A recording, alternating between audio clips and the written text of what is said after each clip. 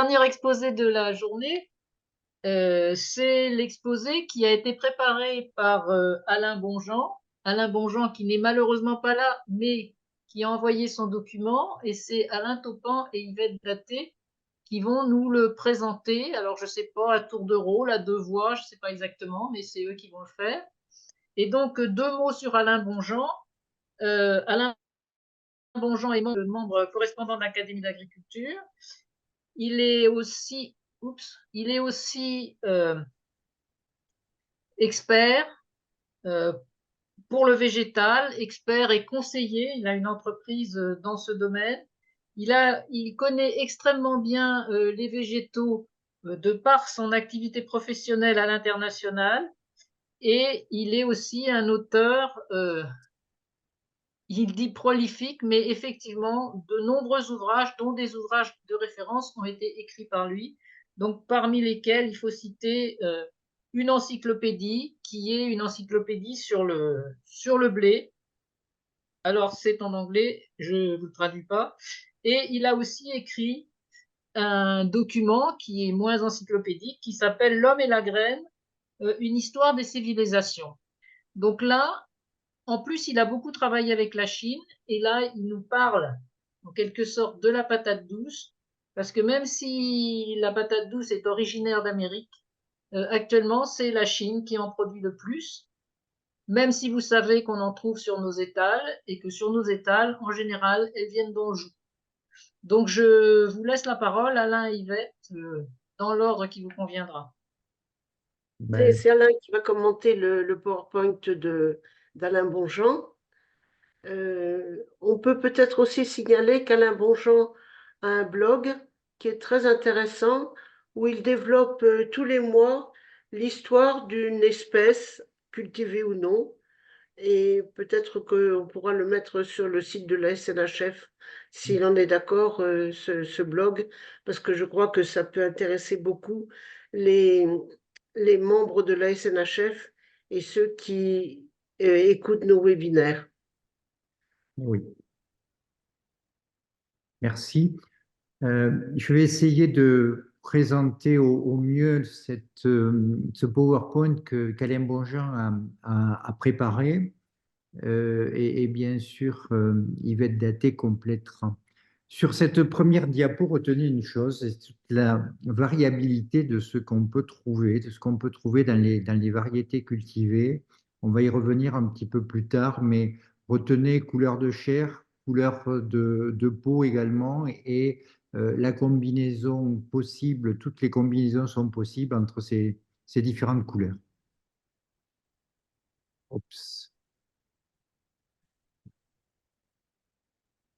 Voilà.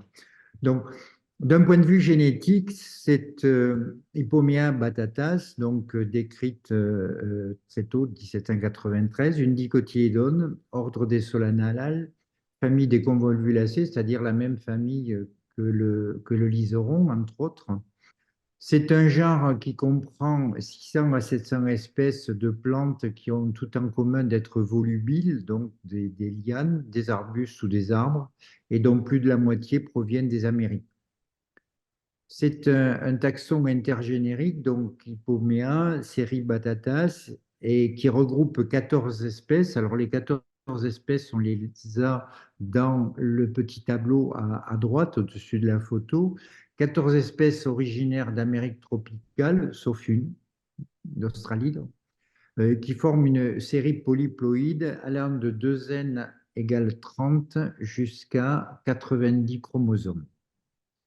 C'est une espèce un petit peu complexe, donc auto-allo-hexaploïde, donc 2N égale 6X égale 90, rarement 2N égale 4X égale 60, et qui est cultivée, et elle combine deux génomes, donc appelés B1 et B2, qui ne sont pas homologues, dans une formule qui est assez particulière, B1, B1, B2, B2, B2, B2, et la taille 1,66 milliards de paires de bases, c'est une taille qui est énorme et qui doit représenter la moitié du génome humain. Donc quelque chose qui, même si ce n'est pas comparable, qui a vraiment une très très grande taille. Et sur tableau à droite, ben, vous avez un certain nombre de caractéristiques de polyploïdes notamment, et les origines, donc tout nouveau monde, sauf une espèce australienne. L'espèce, c'est une herbacée vivace qui est très polymorphe, donc avec des tiges rampantes volubiles qui peuvent aller jusqu'à 5 mètres de long, des feuilles alternes, longs pétioles, avec un limbe de 5 à 7 lobes, plus ou moins dentés ou lobés et cordiformes. Une fleur à corolle soudée, donc exactement ressemblant à une fleur de liseron qu'on connaît tous, couleur blanche ou violette avec un cœur plus foncé qui est rose ou violet, mais la floraison est très rare sous nos climats avec des besoins de durée de végétation très longs. Des tubercules de forme plus ou moins allongée, avec une peau fine et une chair un peu farineuse, légèrement sucrée, qui rappelle la saveur de la châtaigne. Alors on peut trouver des saveurs un petit peu différentes et aussi des niveaux de sucre différents. Donc on l'a vu sur la première diapo, suivant la variété, la couleur de la peau peut être beige, brune, jaune, orange, rouge, violette, et la chair varie également du blanc au beige, jaune, orange, rouge, rose ou violet. Et toutes les combinaisons de peau et de chair peuvent se rencontrer. Et dans les couleurs de chair, les couleurs claires, blanc ou beige notamment, correspondent à des tubercules les moins sucrés. On le verra un petit peu plus tard. Donc, c'est une plante géophyte de zone chaude, hein, donc qui est pérenne, qui est cultivée comme annuelle. Donc, géophyte veut dire que durant la mauvaise saison, on n'a que des organes souterrains. Une culture qui est possible entre 15 et 35 degrés, donc une plage assez large, mais la croissance est maximale entre 21 et 28 degrés. La culture est possible dans beaucoup de régions, donc produite au-dessus de 2000, même presque jusqu'à 3000 mètres, et au niveau latitude, latitude nord, qui est celle du Canada. Les variétés les plus précoces sont des cycles de 3-4 mois, généralement c'est plus long, c'est 6 à 8 mois, et la plante présente une bonne tolérance à la sécheresse avec une capacité à développer des racines, même en conditions sèches. Se plaît surtout dans les sols argilo-sableux, des sols bien drainés, et le stockage des racines est sensible au stade de développement et à la température du sol à la récolte. On peut dire même les conditions météo et notamment les conditions d'humidité à la récolte sont très importantes pour la conservation des tubercules. On passe à la domestication, donc ça a déjà été dit, une origine américaine, mais une origine américaine qui est complexe. Elle dérive de formes hexaploïdes d'Hypomea trifida, donc, et ces dernières provenant d'hybridation de trifida tétraploïdes et diploïdes sauvages. On a vu tout à l'heure qu'on était en présence, et c'est rappelé ici, d'hexaploïdes. Les plus anciens restes archéologiques ont été trouvés au Pérou. Ils datent de 8000 à 6000 avant Jésus-Christ, mais il n'est pas certain qu'ils proviennent de plantes cultivées. Mais la certitude est que les premiers restes de tubercules cultivés provenant de la vallée de la Casma dans l'ouest du Pérou, eux, sont datés de 2000 avant Jésus-Christ. Une domestication qui a eu lieu au moins à 2 reprises, qui a donné naissance à un groupe du Nord, donc Mexique et Amérique centrale, vers 4500 avant Jésus-Christ, et un groupe du Sud, au nord-ouest de l'Amérique du Sud, vers 2500 avant Jésus-Christ, qui se sont ensuite mélangés avec diffusion vers les Antilles. Alors, c'est une espèce qui est quand même très particulière parce qu'il s'agit d'un OGM naturel depuis sa domestication. La patate douce, en effet, elle comporte 2 séquences d'ADN bactérien, donc ADN de transfert d'une bactérie, c'est une bactérie du sol, Agrobacterium, qui est capable de transférer une partie de son ADN de façon tout à fait naturelle. Et c'est une bactérie qui est utilisée dans la transgénèse qui est faite en laboratoire. Donc, elle est utilisée pour transformer en recherche et même dans certains cas en développement de nombreuses espèces végétales. Alors, la patate douce, elle renferme dans son génome 4 et 5 gènes fonctionnels, donc issus d'agrobactérium, et qui sont exprimés dans différents tissus de la plante. Et de ce fait, il faut dire que la patate douce peut être considérée comme un organisme génétiquement modifié, naturel, qui est largement et traditionnellement consommé. Alors, peut-être rappeler dans une parenthèse rapide que cet exemple de transformation naturelle n'est pas le seul exemple. Il y a toute une poignée d'espèces qu'on connaît pour avoir été transformées naturellement par agrobactérium, et notamment certains tabacs. Chez la patate douce, les séquences suggèrent qu'une infection par agrobactérium a eu lieu au cours de l'évolution de cette plante. L'un des ADN de transfert, c'est-à-dire les ADN qui ont été introduits par agrobactérium et à partir d'un ADN d'agrobactérium, cet ADN est apparemment présent dans tous les clones de patates douces cultivés, mais pas chez les parents sauvages étroitement liés. Et là, ça suggère très simplement que l'ADN de transfert, cet ADN bactérien, a apporté un caractère ou des caractères qui ont été sélectionnés donc, pendant la domestication et par la suite, de façon certainement très empirique, mais en tout cas a permis à la patate douce, telle qu'on la connaît, de se développer, je dirais un petit peu au détriment d'espèces plus sauvages, plus anciennes. Les cultures, alors c'est une espèce qui se développe et la tendance va vers le renforcement des surfaces cultivées avec un leader incontesté, c'est la Chine. Donc on le voit sur cet histogramme, donc en Chine, quelque chose comme 53 millions de tonnes et on passe derrière avec un facteur 10 quand même, donc 5 millions de tonnes au Malawi, Nigeria, Tanzanie, donc Éthiopie, donc des cultures en Afrique. Et puis on revient vers l'Asie avec l'Inde, le Vietnam, puis les États-Unis et on revient aussi en Afrique. Donc je dirais presque que la Chine est en état de monopole ou presque, et sur cette carte, on le voit, les couleurs plus les couleurs sont foncées, plus les surfaces de culture et les productions sont importantes. Donc, on voit très clairement que la Chine est loin devant. Et on voit donc une progression, et c'était dans le titre, le renforcement de la culture et de la production de cette espèce. On voit que dans les années à venir, il va y avoir une augmentation forte de la production.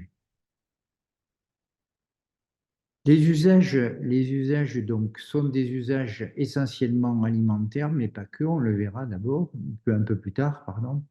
La patate douce, elle produit plus d'énergie comestible par hectare et par jour que le blé, le riz ou le manioc. Il s'agit de production ponctuelle, donc dans une journée. Et chez la plante, finalement, tout est comestible, que ce soit les feuilles, que ce soit les tubercules. Donc, c'est en Chine un légume qui est appelé révolutionnaire. D'un point de vue de sa consommation, et il y a une comparaison entre la patate douce et la pomme de terre. La patate douce présente un certain nombre d'avantages, j'y reviendrai, avec d'abord un indice glycémique qui est inférieur à celui de la pomme de terre.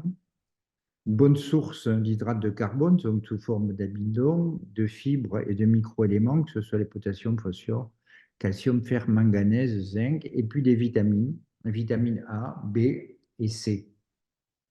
Les patates douces à chair orange sont une source importante de bêta-carotène. Vous savez que c'est le précurseur de la vitamine A et qui est importante pour la vision et qui, dans le cas où elle fait défaut, est une cause de la mort d'enfants très jeunes. Les patates douces à chair violette sont, elles, plus riches en antioxydants et en antioxydants facilement mobilisables. Alors, je reviens juste sur cette comparaison patate douce, pomme de terre, où la comparaison est largement en faveur de la patate douce, donc pour les protéines, les fibres, provitamine A, vitamine C, le fer, et puis magnésium, calcium, potassium. Donc on est loin devant les quantités pour 100 grammes de patates douces ou 100 grammes de pommes de terre. Donc euh, c'est certainement méconnu, mais c'est très important. Alors, il n'y a pas que des usages alimentaires, et donc là, on retrouve sur ce tableau l'ensemble des usages. Donc, on part des patates douces, et si on s'adresse donc aux parties végétatives, aux lianes, on va pouvoir consommer les bourgeons, les pousses jeunes et les feuilles, donc en consommation humaine, et bien sûr également en consommation animale. Les racines pour lesquelles la plante est essentiellement cultivée, on va la voir partir vers des marchés en frais avec des patates qui sont cultivées à la maison, mais aussi des productions qui sont des productions plus industrielles, que ce soit en conserve, que ce soit aussi en congelé, en séché, en frit, et puis en fermenté pour obtenir des boissons, du vinaigre, des yaourts. Si on va vers les applications industrielles, donc après bien sûr des étapes de process industriels, ben on va pouvoir extraire de l'amidon. À partir de cet amidon, obtenir des sucres qui vont pouvoir être fermentés en alcool ou bien être utilisés pour des produits chimiques, de la chimie fine.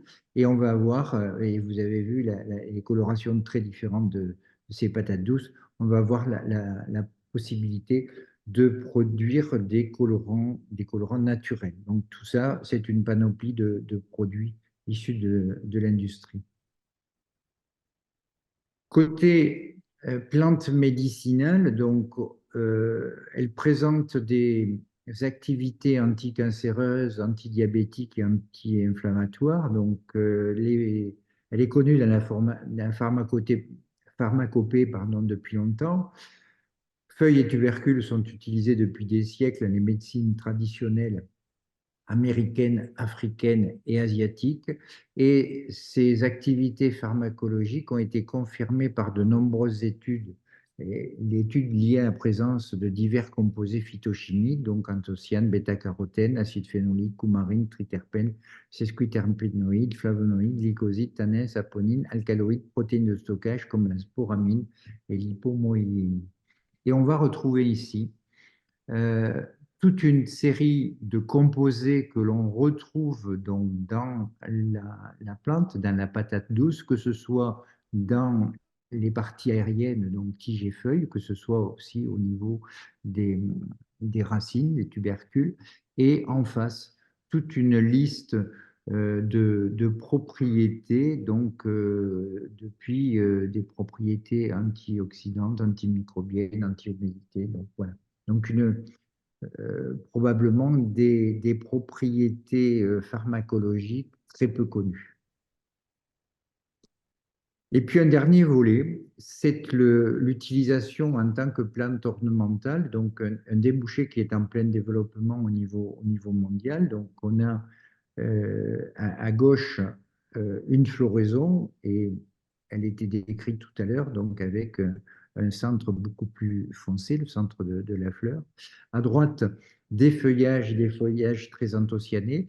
Et puis au centre, quelque chose que vous avez très probablement remarqué parce que c'est très utilisé aujourd'hui dans des jardinières en ville, puisque ça donne assez rapidement une végétation importante, une végétation avec une couleur très claire, un petit peu fluorescente, et on le voit depuis quelques années, et je dirais de plus en plus. Voilà, j'ai essayé de présenter au mieux ce que Alain Bonjean a compilé sur la patate douce.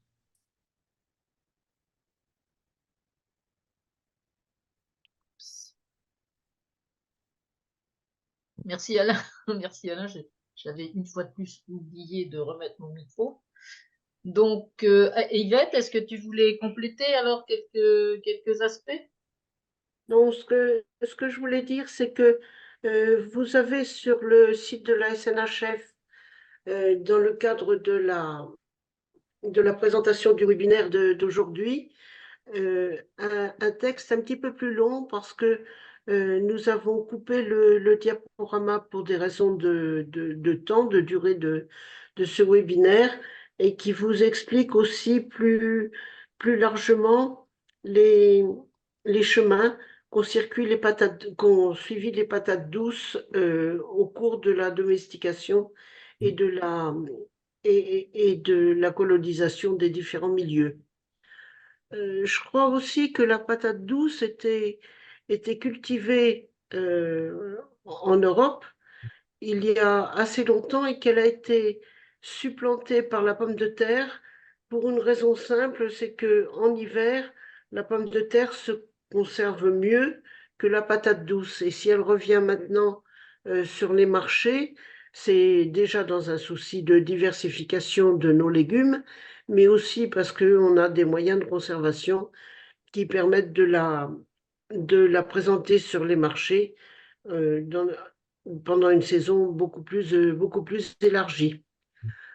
Voilà ce que je voulais ajouter. Peut-être je n'ai pas d'autres choses et je remercie Alain d'avoir bien voulu présenter ce diaporama qui a été réalisé par Alain Bonjean.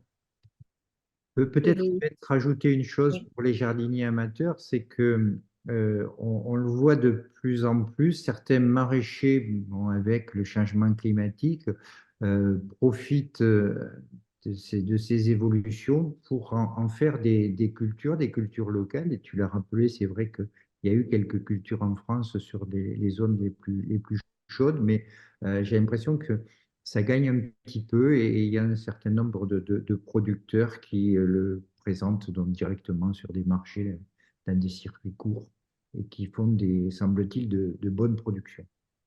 Je pense que l'Anjou a acquis récemment, enfin, vraiment une compétence dans ce domaine, hein. Beaucoup de marchés et même de grandes surfaces présentent des patates douces qui ont été cultivées en Anjou. Donc, voilà, c'est juste un détail. Je n'ai pas de questions particulières sur la patate douce. Enfin, j'en vois pas en tout cas. Euh, Pendant que Yvette disait que sur le site, il y avait la version complète du PowerPoint d'Alain Bonjean, vous dire aussi qu'il y a un résumé très complet sur le haricot qui diffère un petit peu de la présentation plus personnelle que nous a fait Dominique Bleton tout à l'heure et qui viendra la compléter euh, de façon intéressante. Voilà, je n'ai toujours pas de questions sur cette patate douce. Par ailleurs, assez bonne, hein, j'aime beaucoup, moi, personnellement. Mais bon. Bon, bah, écoutez, Yvette, je te redonne la parole. S'il n'y a pas d'autres questions sur ce sujet, je te laisse.